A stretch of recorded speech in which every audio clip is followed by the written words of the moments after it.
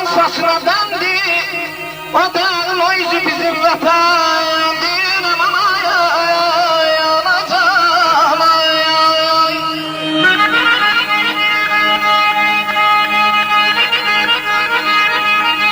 Aşıqam, mən aşıqam, dağda var, bağçada var, bağda var.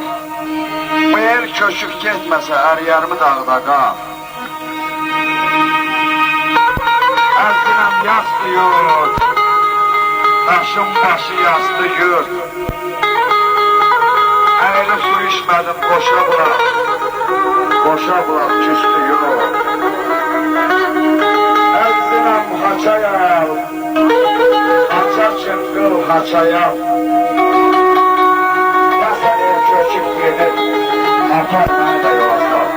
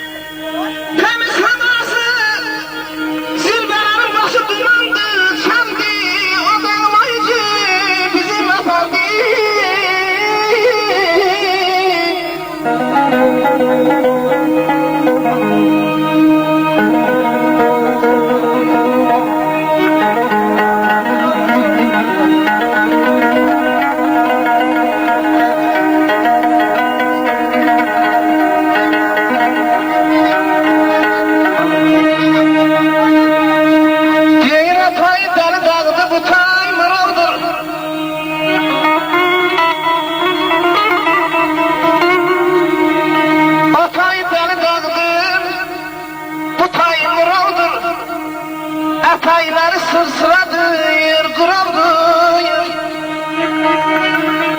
Vatanımız yadarlarda girovdur. Vatanımız yadarlarda girovdur. Güdret son gelinde yağı düşmandı. O dağın o yüzü